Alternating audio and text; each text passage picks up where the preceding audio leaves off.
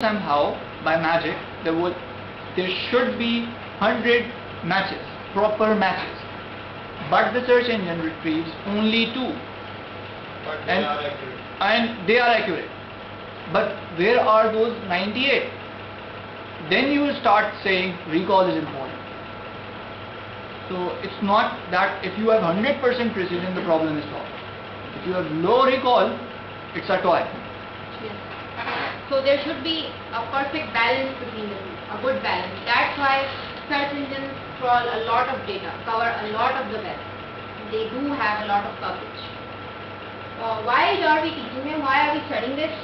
Because these are very important metrics, and if you are interested in going in this field of search engines or making information retrieval systems, then most of the papers in their experimental sections evaluate on basis of these 2 criteria. These are the most important. Then of course there is mean, average, precision, and other things which are advanced, and if anyone is interested then he can study it separately, and you can come in the office hours for more details if you want to write a very good paper, but I'm just covering the basics right here. I have another example. We generally apply these 2 measures in our paper. So one good example that I want to share is our paper, which is criticism on Google's blog search engine.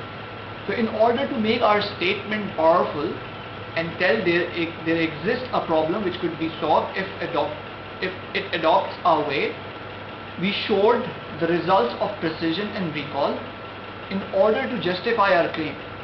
So for example, we say there are problematic results whenever I search over the Google search engine, and manually I came to learn, right, manually, and then I applied the technique that was invented or proposed in the paper, in the research paper, and then I observed how much I have the precision and how much I have the recall, and if both of them holds, definitely the people at Google will take notice of it if they ever come across to what you have written. So if you want to make a statement at some professional level and you want it to be heard, then these play very important role. So that was the end of the Boolean model, and the first question in the assignment is about the Boolean model. So if there is any question you can ask right now, right here. Any confusion with respect to the Boolean model? So, as I said, ranked retrieval is what we want. Order documents by how likely they are to be relevant to the information needs. We want a ranked list. Normally search engines these days return blank lists. They don't use the Boolean model anymore. It is a very old model of the 1970s. Then came along another model, and it said that ranked retrieval is better, ranked list should be shown to the user. So we arrange the documents by relevance.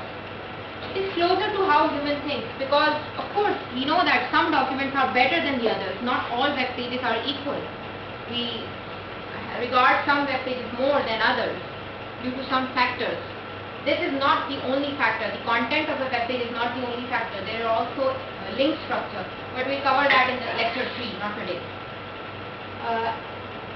Arranging the documents in a ranked list is also closer to user behavior, because you don't normally go through the whole returned set of documents.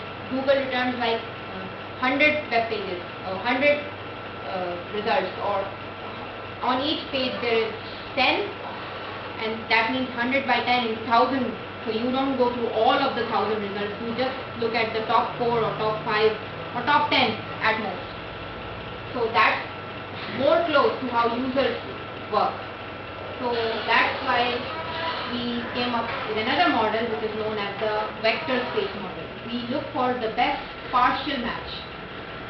The document need not have all the query terms. Like in the Boolean model, our attempt, we try to pick up those documents which have the query terms, but that is not necessarily always correct approach for information retrieval. So instead of relevance, let's use the concept of similarity based query. Let's replace relevance with similarity, and rank documents by their similarity with the query rather than the Exact match. exact match in the Boolean model. Treat the query as if it were a document and also create a query bag of words. Until now, we were treating the document as a bag of words, and for the query, we were finding whether a match or no match, 0 or 1 problem, Boolean problem. But now we also treat the query as a bag of words, and then we find its similarity to each document. Similarity is still ambiguous right now. It's just a term. How do we do it? Any ideas? How can we do it? Finding similarity. I'd like you to think. Order of words. Order of words. Order of the query matches the order of sentences in the document. Similarity. No. Here I'm thinking, in the Boolean model, what we did is if there is a query, what we looked for was an exact match, 0 or 1, it exists or not in the document. But now we want to rank it. So what we do, we treat the query as a bag of words as well, and we say that for that bag of words, and the document is already a bag of words, we find similarity between the two. How can this similarity be found? Any ideas for that? Similarity is already there, but we have to find how will we make the rank of this. Yes, how are we going to define it scientifically? Any idea? You can come up with your own paper if you say something right Both now. are vectors now, then we can use any vector manipulation to see how much similar both are. Yes, and that's what the scientists of this field did. They remember what I said. I said bag of words as a vector, and from vector mathematics, that was actually the next slide. Very good answer. The similarity concept is coming from vector mathematics. We apply the concept of how two vectors can be similar. You remember about, is there a marker? Yeah, I need a marker. Here. We know that these two vectors are parallel to each other, meaning they are similar. And how can we find whether two vectors are parallel?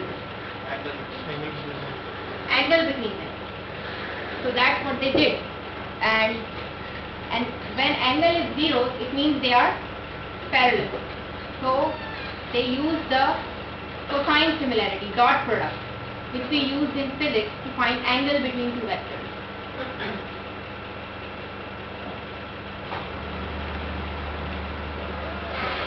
So that was where it came from. Documents close together in vector space talk about the same thing. So here D1 and D2 would be similar as opposed to D1 and D4 because this is in another direction and this is in another direction. So this concept was taken up from physics. Okay. So one may think how they came up with this.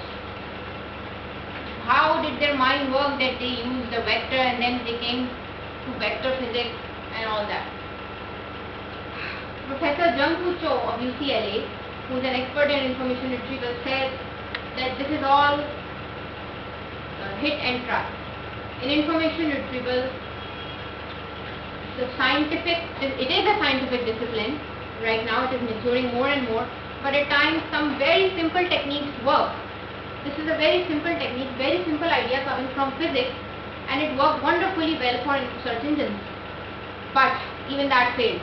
It worked until the 1990s. Alta Vista was the most popular search engine then. It was not that popular by 1999. Google replaced it. What Google came up with and how it works better than Alta Vista is what we'll explore in the next lecture. But the main, and that also, in what Google did was also coming from some of the ideas from physics and linear algebra. So the thing is, we find many of this stuff useless when we study it at grad level in undergraduate studies. Why are we studying all these? Why do we need math? But when we study the applications of it in areas such as this, then we find its beauty. So you should learn to connect these concepts together, which is why in the first lecture we said that it is an intersection of disciplines. That science has many disciplines, mathematics, physics. As you saw, we just did physics right now. So it was all physics. Okay, so we retrieve documents based on how close document is to the query. Similarity is defined here by the closeness between the vectors. जहाँ से values तो digit सामने नहीं आ रहे थे, कैसे हम उसको वो बता रहे हैं। पूरा एक मॉडल उन्होंने दिया था फिर। अगेन कैरिंग स्पार्क जोन्स का पेपर था in 1978. So this is the famous dot product equation from vector math or vector physics. We know this, we've all studied this in first year. So this is dot product. We have these two vectors divided by magnitude of the two vectors. So now instead of cos theta, we just put similarity dj, dk. dj is a document, dk is a document. So for finding similarity between two documents, just use this. But as you said, you asked, from where do we get this? We need this. So they define this by weight. Assign weights to documents. Weight